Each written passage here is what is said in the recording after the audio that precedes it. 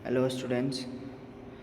आज हम लोग पढ़ेंगे कार्स्ट क्षेत्र के बारे में, मतलब कास्ट प्रदेश, जिसको हम कास्ट रीजन बोलते हैं। कास्ट रीजन मतलब होता है चुना प्रधान क्षेत्र, मतलब कि वैसे क्षेत्र जहाँ पे चुना की अधिक मात्रा में पाए जाते हैं। ऐसे नहीं कि सीमित क्षेत्र में, एक विशाल एरिया में, मतलब वहाँ पे जो चूना है उसकी अधिकता पाई जाती है। जैसे मिनरल्स होते हैं ना, मिनरल्स कहीं पे लोहा अयस्क पाए जाते हैं तो कहीं पे कोयला पाए जाते हैं। तो उसी प्रकार जिस क्षेत्र में ज़्यादातर जो चुना क्षेत्र होते हैं वैसे क्षेत्र को हम कास्ट रीजन बोलते हैं।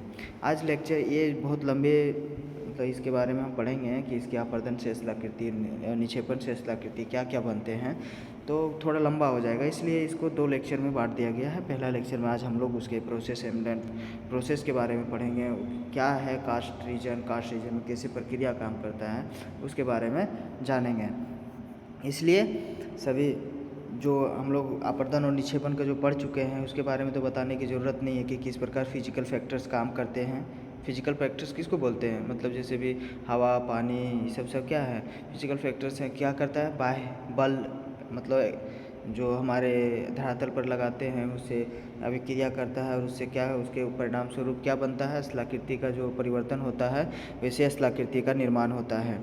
ठीक है, तो हम लोग आज पढ़ेंगे प्रक्रिया उसके क्या है उसके बारे में थोड़ा सा जान लेते हैं। लेकिन सबसे पहले हम कास्ट रीजन क्या है उसके बारे में आज परिचय थोड़ा सा देख लेते हैं।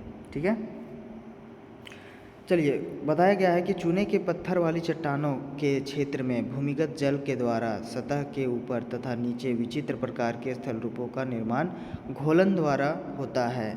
यह स्थल रूप अन्य प्रकार के चट्टानों पर बने स्थल रूपों से भिन्न होते हैं। इसमें क्या बताया गया है कि जिस क्षेत्र में हम बोले कि चूना की मात्रा अधिक पाया जाएगा तो वहाँ चट्टाने, मतलब क्या है, चट्टानी है ना, एक प्रकार का चूना पत्थर है। तो क्या है कि चूना एक प्रकार का घुलनशील वस्तु है, मतलब वस्तु नहीं है, वो क्या तत्व है, क्या है कि पानी गिरेगा उसमें घुलेगा, है कि नहीं। तो वो घोलन क्रिया के कारण ही वहाँ का स्थल रूप जो बनता है वो अन्य स्थल रूपों के अनुसार, अन्य स्थल रूप किसके बारे में बताया है, जैसे हमें हिमानी अपर्दन के बारे में पढ़े हैं, जल अपर्दन के बारे में पढ़े हैं, हम लोग वायु अपर्दन के बारे में पढ़े हैं। तो उससे बहुत भिन्न प्रकार के यहाँ स्थलाकृतियों का निर्माण होता है।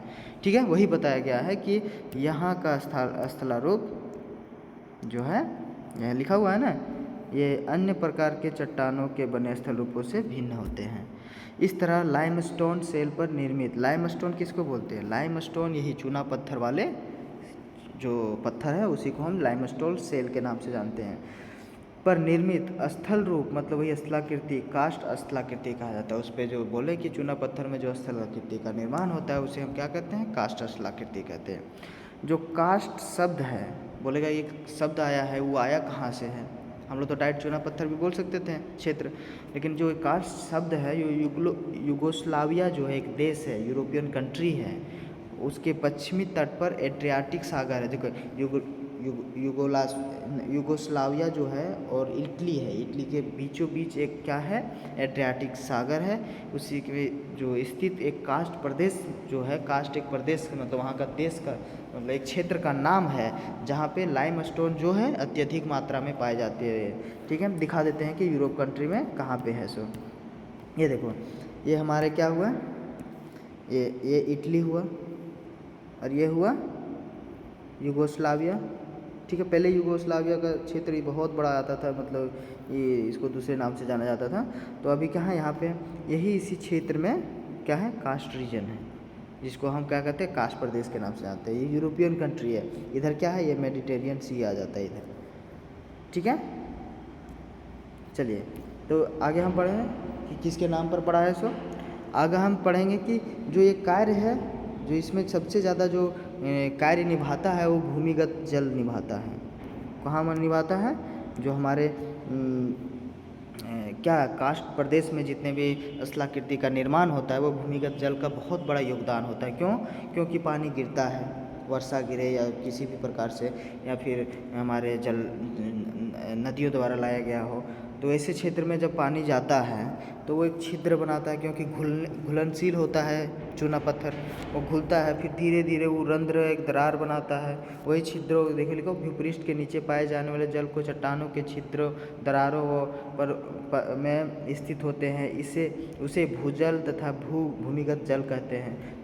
भूमिगत जल किसे कहते हैं, तो जान गए कि दरारों और चट्टानों के दरारों और क्या है, रंध्रों में पाया जाता है, ठीक है, छिद्रों में पाया जाता है। उसी कारण हम लोग कुआं का जब क्या कहते हैं, हम लोग खुदाई करते हैं तो पानी कहाँ से आता है, वही चट्टानों के दरारों में जो होता है वही स्रावित होकर धीरे धीरे करके आता है। और वो चट्टानों में दरारों में पानी कहाँ से पहुँचा है, वर्षा ऋतु होता है या अदर जलाशय जो होते हैं उससे धीरे धीरे धीरे धीरे रिस के वो पूरा हमारे एक क्या है, नीचे भूमिगत जल का एक लेयर है वो फैला गया है, मतलब फैला हुआ है, ठीक है। उसी के बारे में पढ़ेंगे, क्योंकि जो भूमि के अंदर जो जितने भी क्रिया होते हैं वो भूमिगत जल द्वारा ही ये लाइमस्टोन में करते हैं। क्या लिखा हुआ है, भूमिगत जल की मात्रा जो है विभिन्न स्थानों पर विभिन्न गहराइयों पर भिन्न भिन्न होता है। हम लोग बताइए अभी कि हर जगह का लेयर अलग है। अभी चल जाइए राजस्थान तरफ बहुत नीचे पाया जाता है, हम लोग के साइड बहुत झारखंड के साइड भी थोड़ा सा मीडियम साइज में पाया जाता है। यही चल जाइए गंगा यमुना और ब्रह्मपुत्र के किनारे जाइएगा तो वहाँ पे पानी एकदम सबसे ऊपर है। ये सब क्या है, ये सब जहाँ पे वर्षा ज़्यादा होता है वहाँ पर भी जो क्या है भूमिगत जल का जो लेयर है ऊपर होता है, ठीक है।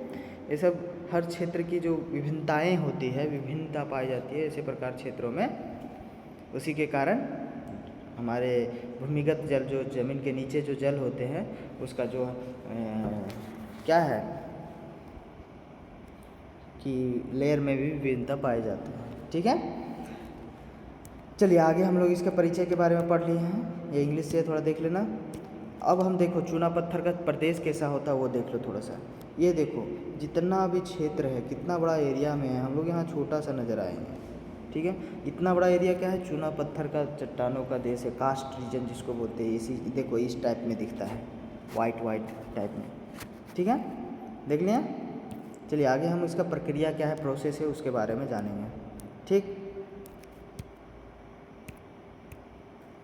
चलिए प्रोसेस क्या है इसका शुद्ध देख लेते हैं। क्या है, स्थलाकृति के मतलब कास्ट स्थलाकृति के निर्माण तथा विकास के लिए एकमात्र लाइमस्टोन सेल की उपस्थिति ही आवश्यक नहीं है।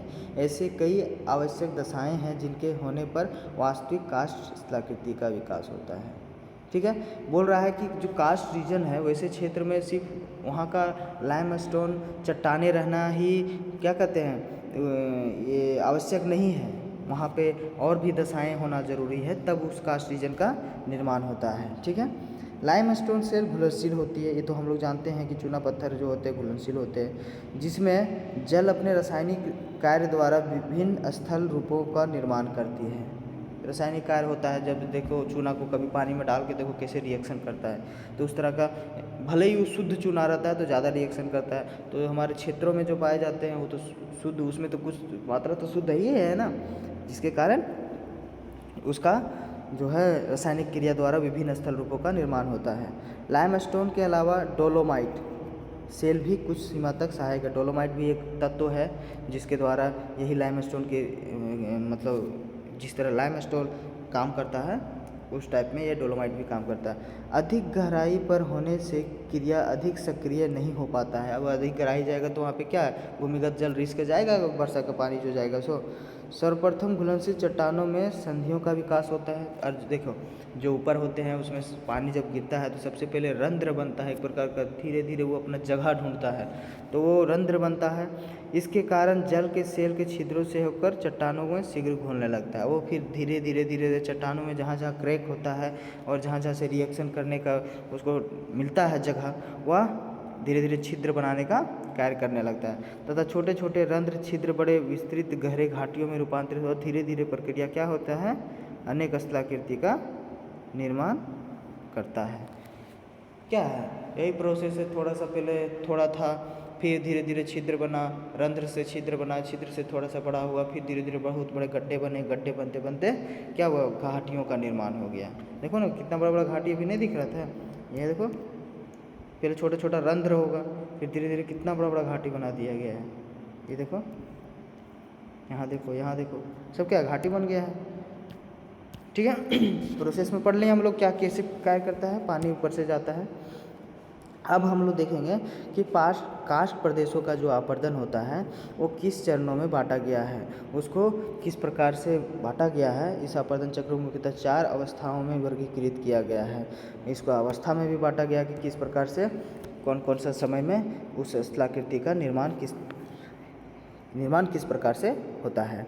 ठीक है, तो हम लोग इसमें पढ़ेंगे 4 स्थलाकृति, मतलब 4 क्या है अवस्थाएं पढ़ेंगे। जैसे कोई भी क्षेत्र है, उस क्षेत्र का आपर्दन होता है, आपर्दन से कौन कौन सा स्थलाकृति बनेगा, फिर वो कहाँ जाएगा, उस क्षेत्र का विकास होगा, विनाश होगा, जो भी होगा वो उस जितने भी काल कर्म है उसको क्या किया गया है, उसको बांट दिया गया है। किस में, अवस्था में, किस स्टेज में किस प्रकार से होता है।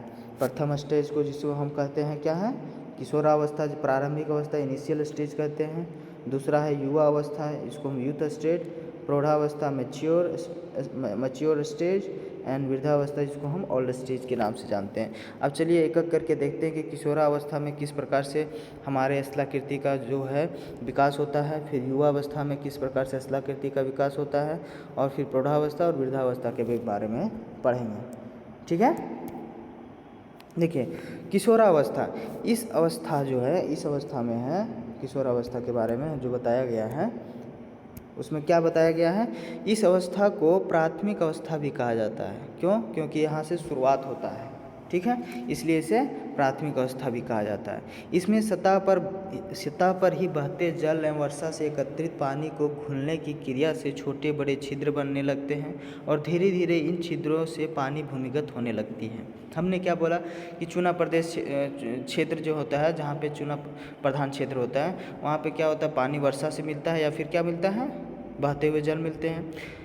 जब वो पानी उस क्षेत्र में जाता है तो घुलने की क्रिया, मतलब घुलने लगता है धीरे धीरे रिएक्शन करने के बाद, और छोटे छोटे छिद्रकार बनाने लगते हैं, और धीरे धीरे इन छिद्रों से भूमिगत जो पानी है वो भूमि के और अंदर जाने लगते हैं। क्या होने लगते हैं, अंदर जाने लगते हैं। इसी को हम क्या कहते हैं, किशोरावस्था में इतना कार्य होता है। अगर जिस क्षेत्र में इस प्रकार के जो कार्य हुए जाते हैं उसको हम क्या कहते हैं, किशोरावस्था। अब युवा अवस्था में क्या है, इस अवस्था में भूमिगत जल काष्ठ प्रदेश में धरातल पर एवं धरातल के नीचे अनेक प्रकार से घुलन क्रिया द्वारा आकृतियों का निर्माण करता है। इसी कारण छोटे छोटे छिद्र बड़े होकर युवाला का निर्माण करता है। इस अवस्था में प्राकृतिक पुल एवं काष्ठ खिड़की का निर्माण करता है। देखो सिंपल सी बात है कि जितने भी चीज़ हुए थे, छिद्र बने थे, अब धीरे धीरे क्या होगा, वो उसका विकास होगा, बड़े बड़े गड्ढे बनेंगे, धीरे धीरे उसका घोलन क्रिया बढ़ेगा। ठीक है, और आकृति बढ़ेगा, छोटे छोटे छिद्र बड़ा हो जाएगा, और जो गड्ढे बनेंगे उसको हम युवाला के नाम से जानते हैं। ये जो युवाला है उसके नाम से जानते हैं, युवाला, बड़े बड़े गड्ढे होते हैं। ठीक है, इस अवस्था में प्राकृतिक पुल, ये सब क्या है, एक प्रकार का स्थलाकृति है वहाँ का, ये स्थलाकृति, प्राकृतिक पुल, काष्ठ खिड़की, ये उसका स्थलाकृति का निर्माण करता है। चलिए इसके बारे में थोड़ा सा देख लेते हैं कि इस अवस्था में कैसे है। देखो पहला है, ये देख रहे हो, पहला काष्ठ, ये है प्रथम अवस्था, ये है द्वितीय में देखो क्या है, गड्ढे बन रहे हैं, कॉकपिट। ठीक है, फिर आ जाएगा मैच्योर, और फिर ये आ जाएगा ओल्ड स्टेज। ठीक है, इसी प्रकार से पहले रंध्र बनता है, फिर धीरे धीरे गड्ढे बनते हैं। समझ में आया? अब जो तीसरा है प्रौढ़ावस्था। इस अवस्था में चूने के प्रदेश की मोटाई घटने लगती है तथा जगह जगह पर युवाला और राजकुंड बनने लगते हैं। गुफाओं के छत में छिद्र पड़ने लगते हैं। इस अवस्था में विशाल खिड़की का भी निर्माण हो जाता है। देखो क्या होता है, धीरे धीरे छिद्र होता है, और जहाँ जहाँ पे ठोस होता है, जिस जगह ठोस होता है, जैसे देखो यहाँ पे लेयर है, ठीक है, एक घुल के ऐसे गया, ये घुल गया, घुलने के बाद यहाँ पे क्या गुफा बना दिया, ऊपर में पूरा ज़मीन है, नीचे गुफा बन जाता है। ठीक है, ऐसे गुफा बनते हैं, छोटे छोटे बहुत सारे ऐसे गुफे बनते हैं। हम लोग पढ़ेंगे आगे के बारे में कि किस किस प्रकार से गुफा बनते हैं। तो यहाँ पे छिद्र भी होता है, धीरे धीरे छिद्र होने लगते हैं। क्या है, ज़्यादा पानी मिलने लगता है, एक समय ऐसा आता है, इस साल नहीं हुआ तो अगले साल होगा, उस साल नहीं हुआ तो अगले साल होगा, वर्षा अधिक होगा, तो क्या है, वहाँ का क्षेत्र का धीरे धीरे जो पहले अपर्दित हुआ है, फिर तो विकास तो होगा नहीं, क्योंकि वहाँ भर तो जाएगा नहीं, क्योंकि अपर्दित हो चुका है उस क्षेत्र में। अगर उस क्षेत्र में अपर्दित हो चुका है, मतलब वहाँ से सारा मटेरियल हट चुका है, तो फिर वहाँ से आएगा नहीं। तो क्या होता है, फिर जो अगला क्रिया होगा फिर अपर्दित करने का क्रिया होगा ना। जहाँ पे ढलाव है वो चीज़ कहीं पे निक्षेप करेगा। अभी हम सिर्फ अपर्दन के बारे में पढ़ रहे हैं। तो उसी को प्रौढ़ावस्था में छोटे छोटे छिद्र बन के युवाला एवं राजकुंड का बनने लगता है। छत जो होता है वो छिद्र होने लगता है। ठीक है, यही चीज़ लिखना है। ठीक है। वृद्धावस्था में क्या बताता है, इस अवस्था में चूने की ऊपरी एक मिनट, जो ऊपरी मोटाई होता है, जो कोई भी क्षेत्र होता है जो चूना का, अगर कोई भी चाहे चूना क्षेत्र है या मिट्टी मृदा वाला क्षेत्र है, वहाँ पे अगर पानी का वर्षा अधिक होता है तो ऊपरी लेयर धीरे धीरे कट कट के बहने लगता है। तो वहाँ का जो मृदा का है या चूना पत्थर का है, उसकी मोटाई क्या है, घटने लगेगा ना, क्योंकि बहा बहा के ले जा रहा है ना। तो इस अवस्था में चूने की ऊपरी मोटी परत घुल जाती है, मतलब सब घुल जाता है, और सारा प्रदेश अघुलनशील परत पर समतल मैदान में मतलब बदल जाता है। एक प्रकार का क्या कि जितने भी चूना होता है वो घुल के सब बह जाता है या फिर एकदम ज़मीन के अंदर चला जाता है, और ऐसे क्षेत्र बच जाते हैं जहाँ सिर्फ मतलब ठोस चट्टानें हो, या फिर ऐसे क्षेत्र जहाँ पे क्या हो नहीं हो सकता है, कोई चीज़ घुल नहीं सकता है। ठीक है, और एक समतल मैदान का निर्माण कर जाता है। इसी को हम प्लेन भी कह सकते हैं। पेनी प्लेन हम पढ़ेंगे जब डेविस के पढ़ेंगे उसके बारे में पढ़ेंगे, तो वहाँ पे पेनी प्लेन का वर्ड यूज होगा। एक प्रकार का समतल मैदान है, प्राय मैदान है। ठीक है। युवा और प्रौढ़ावस्था की आकृतियाँ घुल घुल कर नष्ट हो जाते हैं। युवा में और प्रौढ़ा में जितने भी स्थलाकृतियाँ जो छोटे छोटे बने भी थे, उसको भी बहा के ले जाता है। यहाँ तक कि ये नहीं कि प्राकृतिक पुलिन बचा रहेगा, या फिर क्या है यहाँ पे पुलिन है या खिड़की है, ये सब युवाला है, सबको बहा के ले जाएगा, या तो फिर उसको घोल के ख़त्म कर देगा और एक समतल प्राय मैदान का निर्माण कर देगा वृद्धावस्था में। पहले समझ गए, क्या समझे। पहला किशोरावस्था में छिद्र बनेगा, दूसरा अवस्था में युवाला बनेगा, वही बड़े बड़े गड्ढे, फिर प्रौढ़ावस्था में खिड़की, पुलिन, राजकुंड बहुत बड़े बड़े और उससे भी बड़े बड़े गुफा बनेंगे। फिर वृद्धावस्था में सारे गुफा उफा को ख़त्म करके एक समतल मैदान का निर्माण हो जाएगा। ठीक है। देखो कार्बोनेशन, एक चीज़ और, जो ये क्रिया हो रहे हैं, पानी और चूना का क्रिया हो रहा है, उसको हम कार्बोनेशन के नाम से भी जानते हैं। ठीक है, कार्बोनेशन। अब देखो, इसमें अपरदनात्मक और निक्षेपात्मक दोनों प्रकार का जो क्या बनते हैं, अपरदनात्मक और निक्षेपात्मक क्या बनते हैं, स्थलाकृति बनते हैं। अपरदनात्मक मतलब जहाँ से चूना पत्थर कट कट के स्थलाकृति बन गया, उसे अपरदनात्मक कहते हैं। और जहाँ से मतलब चूना पत्थर जहाँ के निक्षेपण होगा, चूना पत्थर कट कट के जहाँ से निक्षेप होगा, वहाँ पे निक्षेपात्मक स्थलाकृति। देखो, अपरदनात्मक स्थलाकृति में कितने प्रकार के हैं। सो पहला है लेपिज, इसके बारे में हम लोग पढ़ेंगे। अभी सिर्फ जान लो कि क्या क्या होते हैं। लेपिज होते हैं, दूसरा घोलरंध्र होते हैं, तीसरा विलय रंध्र होते हैं, चौथा पोनोर होते हैं, पांचवा डोलाइन होते हैं, छठा युवाला, सातवां कास्ट झील, अंधी घाटी, कास्ट खिड़की, और ये क्या है, पोलजे। ये जितने भी हैं, इसके अलावा भी और हैं। ठीक है, इसको हम अगले लेक्चर में, अभी ज़्यादा देर तक पढ़ाएंगे तो ये लेक्चर बहुत बड़े हो जाएंगे।